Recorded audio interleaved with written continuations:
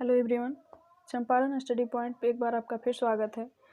Asia map के अंतर्गत आज हम एशिया के लास्ट मैप यानी कि मिडिल ईस्ट एशिया को कवर करेंगे। ये एशिया मैप के अंतर्गत लास्ट वीडियो होगा एशिया का।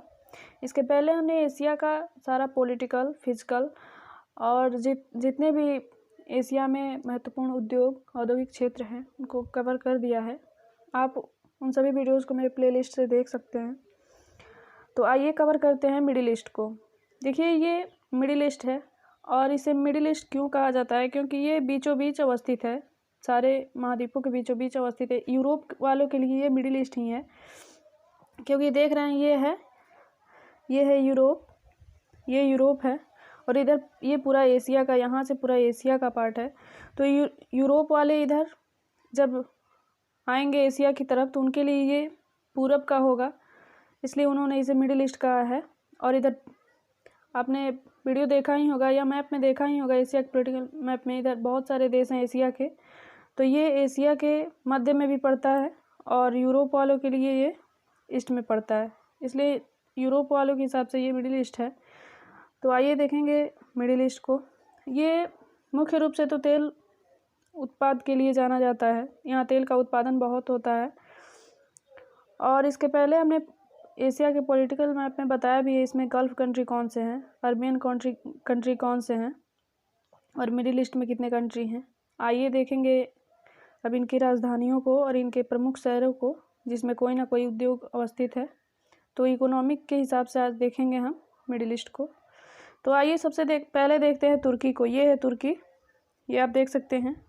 तुर्की और रसिया दो ऐसे देश हैं जो यूरोप में भी अवस्थित हैं और एशिया में भी अवस्थित है। रसिया का भी 30% भाग यूरोप में ही पड़ता है और उसका 70% भाग एशिया में पड़ता है। लेकिन तुर्की का देख रहे हैं ये 90% भाग एशिया के अंतर्गत है और मात्र 10% भाग ही इसका यूरोप के अंतर्गत है। ये देख सकते हैं आप, इसका मात्र 10% भाग, ये रेड आप देख रहे हैं लाइन, इससे यहाँ और इससे यहाँ तक, ये जो हल्के पीले रंग का है यही भाग है तुर्की का जो यूरोप में पड़ता है। बाकी ये 90% भाग ये एशिया में ही है तुर्की का। तो सबसे पहले हम देखते हैं तुर्की की राजधानी। तुर्की की राजधानी ये है अंकारा और एक तुर्की का शहर जो सबसे फेमस है ये है इस्तांबुल। ये देख रहे हैं ये एक पेनिनसुला की तरह निकला हुआ है ये।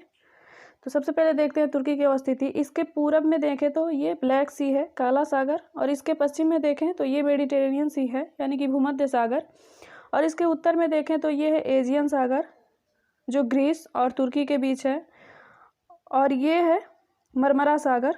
ये देख रहे हैं आप इस्तांबुल जो तट पर अवस्थित है, मरमरा सागर के बिल्कुल तट पर अवस्थित है। तो इस्तांबुल के पूरब में देखें तो ब्लैक सी है और इस्तांबुल के पश्चिम में देखें तो ये है मरमरा सागर। और ये इस्तांबुल वाला जो ये शहर है ये देख रहे हैं आप एक प्रायद्वीप की तरह निकला हुआ है। तो सबसे पहले देखते हैं तुर्की की राजधानी अंकारा को। इसकी अवस्थिति आपने देख लिया, ये ब्लैक सी के दक्षिण में है और ये तुर्की की राजधानी भी है। और फिर देखते हैं इस्तांबुल को। सबसे पहले आपने देखा कि यह इस्तांबुल एक प्रायद्वीपीय क्षेत्र है। आप देख सकते हैं इसका 3 ओर से जलीय भाग से ये घिरा हुआ है और ये तुर्की का प्रमुख पर्यटन केंद्र भी है और सबसे पुराना राजधानी शहर भी है। तो ये विश्व के ऐतिहासिक दृष्टिकोण से भी महत्वपूर्ण है इस्तांबुल। आपने सुना होगा इस्तांबुल कन्वेंशन, जब हम वर्ल्ड हिस्ट्री पढ़ेंगे तो जानेंगे इस्तांबुल के बारे में। अभी बस आप लोकेशन को देखिए, यहाँ इस्तांबुल है। तो फिर देखते हैं वह तुर्की में जो भी माउंटेन है उसे हमने फिजिकल मैप में कवर कर दिया है। अगर मैं यहाँ कवर करने लगूँ यहाँ के माउंटेन और नदियों को तो फिर वीडियो बहुत लंबा हो जाएगा, फिर उन मैप को कवर करने का कोई अर्थ नहीं रह जाएगा। इसलिए आगे बढ़ते हैं और देखते हैं तुर्की के बाद सीरिया को। तो आइए देखते हैं सीरिया को। ये है सीरिया, ये देख सकते हैं आप, यहाँ है सीरिया। सीरिया की सबसे पहले हम राजधानी देखेंगे। ये सीरिया की राजधानी दमिश्क है, जिसे इंग्लिश में डमेस्कस भी कहते हैं। और सीरिया में गोलन हाइट, ये है गोलन हाइट सीरिया की, और ये है सीरिया की राजधानी दमेस्कस। और ये लताकिया आप देख रहे हैं, ये सीरिया के, ये देख रहे हैं ये है मेडिटेरेनियन सी, और मेडिटेरेनियन सी के बिल्कुल तट पर स्थित है लताकिया। ये सीरिया का प्रमुख बंदरगाह है और एक और बंदरगाह है, यहाँ है बनियास, ये भी भूमध्य सागर के तट पर ही स्थित है, बनियास क्षेत्र, जो तेल शोधन के लिए भी जाना जाता है और ये एक बंदरगाह क्षेत्र भी है।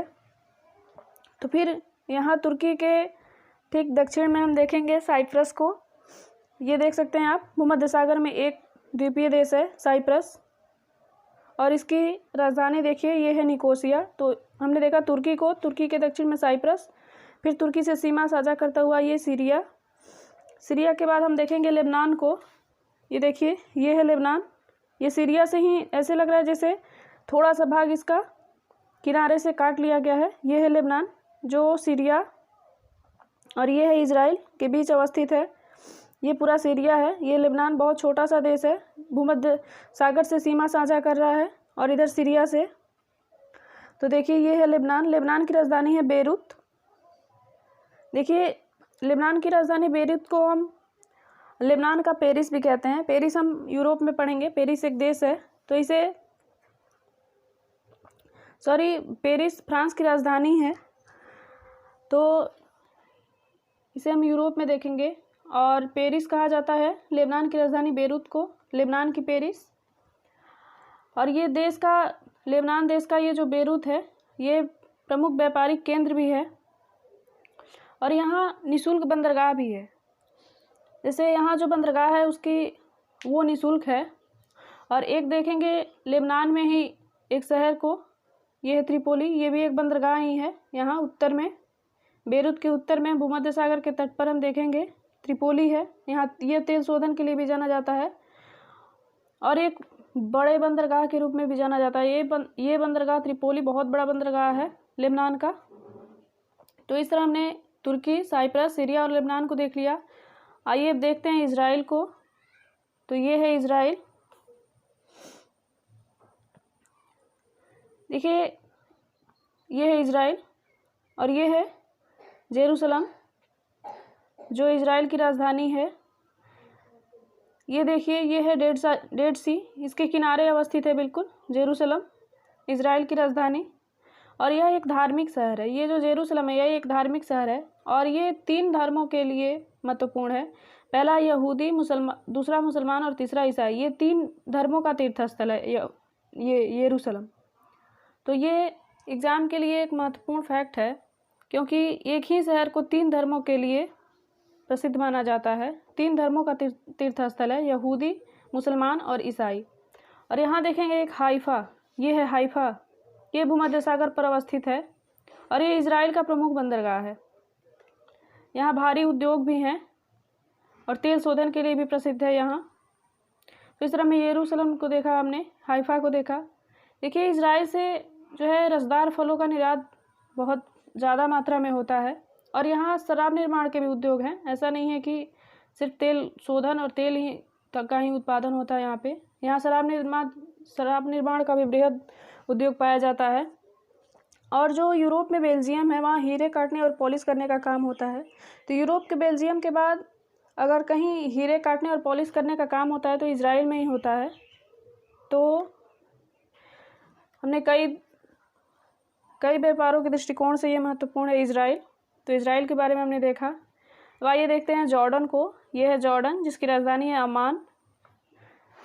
ये जॉर्डन की राजधानी अम्मान है और ये व्यापारिक दृष्टिकोण से और औद्योगिक केंद्र के दृष्टिकोण से भी बहुत ही महत्वपूर्ण शहर है। और जॉर्डन में जो भी परिवहन तंत्र है उसका केंद्रीय स्थल अम्मान को ही माना जाता है। ये देख रहे हैं अम्मान के पश्चिम में पूरब में ये वेस्ट बैंक है।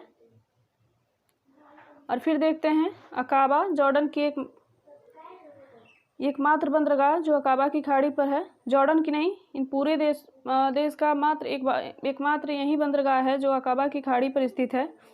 ये देखिए ये है अकाबा की खाड़ी, ये है सिनाई पेनिनसुला जिसे हम अफ्रीका कॉन्टिनेंट पढ़ते हुए कवर करेंगे, सिनाई पेनिनसुला को। और यहाँ से जाती है स्वेज नहर, देखिए यहाँ से जाती है स्वेज नहर। तो इस तरह हमने देखा ये सिनाई पेनिनसुला और ये है अकाबा की खाड़ी। तो अकाबा की खाड़ी के बिल्कुल तट पर ये है अकाबा शहर। ये अकाबा की खाड़ी पर मात्र एक बंदरगाह है, अकाबा बंदरगाह। तो इस तरह हमने जॉर्डन को भी देख लिया। आइए देखते हैं अब इराक को। तो ये है इराक, ये देख सकते हैं आप, जहाँ से दो नदियाँ गुजर रही है, दजला और फरात नदी, यूफ्रेटिस और टिग्रिस नदी। इसे दजला फरात नदियों के नाम से भी जाना जाता है। तो ये है इराक, इसे मेसोपोटामिया के नाम से भी जाना जाता है। देखिए इराक यहाँ थोड़ी सी सीमा पर्शियन गल्फ से भी बना रहा है। ये है फारस की खाड़ी, और देख रहे हैं आप इराक से ये जो टिग्रिस और यूफ्रेटिस नदियाँ जो जा रही हैं वो जाके पर्शियन गल्फ में ही गिर रही हैं, अपने जल को गिरा रही हैं। और देखिए इराक की राजधानी सबसे पहले देखते हैं बगदाद को। ये है बगदाद। देखिए ये टिग्रिस नदी के किनारे बसा हुआ है, बिल्कुल नदी के किनारे, देख सकते हैं यहाँ पर। यह है टिग्रिस नदी के किनारे बगदाद। ये है बगदाद। ये राजधानी शहर में एक प्रमुख सांस्कृतिक एवं औद्योगिक केंद्र भी माना जाता है। फिर देखेंगे हम मोसुल को। ये है मोसुल, ये भी टिग्रिस नदी के किनारे है। तो दो शहरों को देखा हमने टिग्रिस नदी के किनारे, एक तो इराक की राजधानी बगदाद है और दूसरी मोसुल है, ये भी टिग्रिस नदी के किनारे है। ये इराक का प्रमुख विनिर्माण केंद्र है, और यहाँ पेट्रोकेमिकल, इलेक्ट्रॉनिक और खाद्य प्रसंस्करण के बहुत बड़े उद्योग पाए जाते हैं। तो एक तरह से ये पेट्रोकेमिकल, इलेक्ट्रिक और खाद्य प्रसंस्करण के औद्योगिक केंद्र भी है। और फिर देखेंगे हम किरकुक, ये है टिग्रिस नदी के पूरब में। तो ये है किरकुक। देखिए हमने वहाँ देखा था एक बनियास क्षेत्र, जो हमने सीरिया में देखा था, बनियास क्षेत्र भूमध्य सागर के तट पे। तो यहाँ से टेप लाइन के द्वारा बनियास क्षेत्र में कच्चा तेल भेजा जाता है किरकुक से, और वहाँ उसका तेल शोधन, वहाँ कच्चे तेल का शोधन किया जाता है। तो ये किरकुक है। यहाँ से टेप लाइन के द्वारा हमने जो सीरिया में बनियास क्षेत्र देखा था भूमध्य सागर के तट पर, वहाँ इस किरकुक से टेप लाइन द्वारा कच्चा तेल भेजा जाता है और वहाँ उस तेल का शोधन होता है, इसलिए ये टेप लाइन के लिए भी प्रसिद्ध है किरकुक। फिर देखेंगे हम बसरा। ये देखिए ये टिग्रिस नदी और यूफ्रेटिस नदी जहाँ मिलकर संयुक्त रूप से अपने जल को लेके फारस की खाड़ी में गिरा रही हैं, वहीं है अलबसरा। ये है देखिए अलबसरा। ये इराक का प्रमुख बंदरगाह एवं व्यापारिक केंद्र भी है। देखिए फारस की खाड़ी के तट पर अवस्थित है। यहाँ से जो प्रमुख सामग्रियाँ निर्यात की जाती हैं वो पेट्रोलियम और खजूर है। ये दो चीज़ें यहाँ से मुख्य रूप से निर्यात की जाती हैं, पेट्रोलियम और खजूर। तो इस तरह हमने इराक को देखा। अब हम देखेंगे ईरान को, जिसे फारस भी कहते हैं। इराक को मेसोपोटामिया भी पहले कहते थे। और ये देखिए ये है ईरान, इसे फारस भी कहते हैं, और इसी के नाम पर ये जो गल्फ़ है इसकी नाम फारस की खाड़ी भी पड़ी है, और पर्शियन ऑफ गल्फ़। ये ईरान जिसकी राजधानी तेहरान है, ये देख सकते हैं ईरान की राजधानी तेहरान, यहाँ है ईरान की राजधानी तेहरान। ये यहाँ जो एलबुर्ज पर्वत है, एलबुर्ज माउंटेन, इसके दक्षिण में स्थित है तेहरान, और ये राजधानी शहर है, ईरान की राजधानी है। और देश की ईरान की सबसे घनी आबादी वाला जो शहर है वो तेहरान ही है। और यहाँ जो औद्योगिक केंद्र हैं और जो उत्पादन यहाँ किए जाते हैं उनमें आधे से ज़्यादा सिगरेट और जूते का और सूती वस्त्र का उत्पादन होता है। तो यहाँ जो उद्योग हैं उनमें 50% से ज़्यादा जो उद्योग हैं वो जूतों के, सिगरेट के और सूती वस्त्र के उद्योग हैं। और फिर हम देखेंगे ईरान में एक शहर है यहाँ जाग्रोस माउंटेन के पूरब में, इस्फहान। ये सूती एवं ऊनी वस्त्र उद्योग के लिए बहुत फेमस है इस्फहान। तो इस तरह हमने देखा तेहरान को, और ये हमने इस्फहान को देखा। और एक ईरान का ये मरुस्थल है दस्तेलूत, ये ईरान का सबसे बड़ा मरुस्थल है दस्तेलूत। फिर हमने ईरान को देख लिया। अब हम देखेंगे यहाँ कुवैत को। देखिए यहाँ कुवैत जो पर्शियन गल्फ़ के किनारे है, ये है कुवैत। देखिए छोटा सा, बहुत ही छोटा सा देश है, और फारस की खाड़ी के किनारे इसकी राजधानी कुवैत की राजधानी कुवैत ही है। कुवैत की राजधानी का नाम भी कुवैत है, ये देख सकते हैं आप।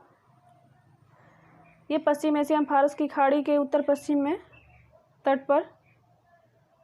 देखिए ये है सऊदी अरब, इसके दक्षिण में और इसके ऊपर में है इराक यानी कि मेसोपोटामिया, और ये मेसोपोटामिया उत्तर में मेसोपोटामिया, दक्षिण में ये सऊदी अरब, और पूरब में देखें तो ये पर्शियन गल्फ से घिरा हुआ है, थोड़ा सा सीमा बनाता है ये पर्शियन गल्फ से।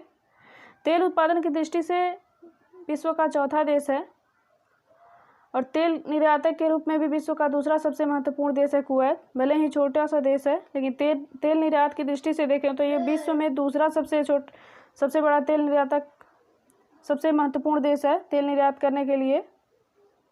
और उत्पादन की दृष्टि से देखें तो विश्व में ये चौथा देश है कुवैत।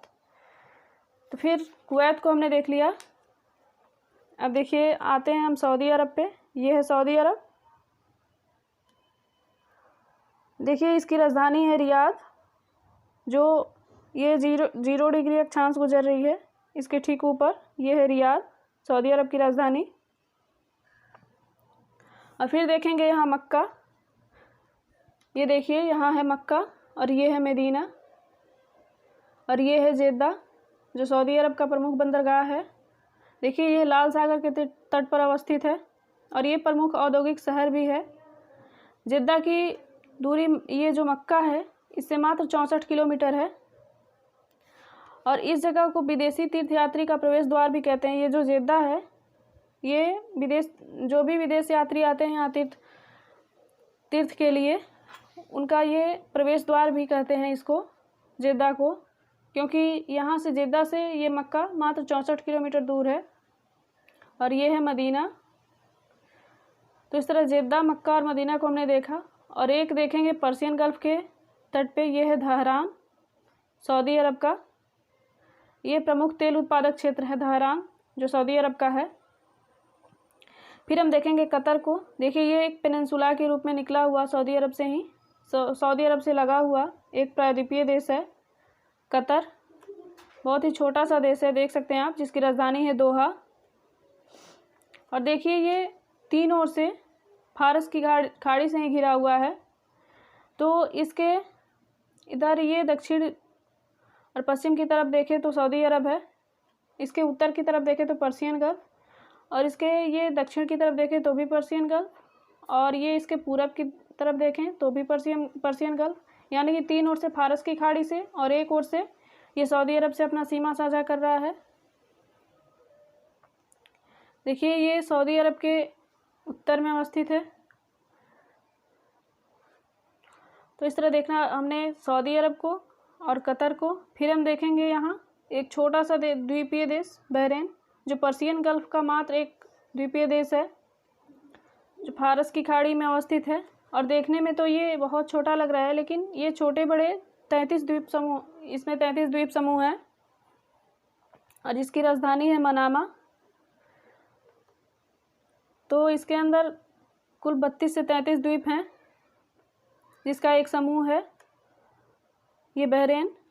और विश्व का प्रमुख घनी आबादी वाले देशों में से एक है। यहाँ बहुत ही घनी आबादी है, भले ही ये छोटा सा द्वीपीय देश है।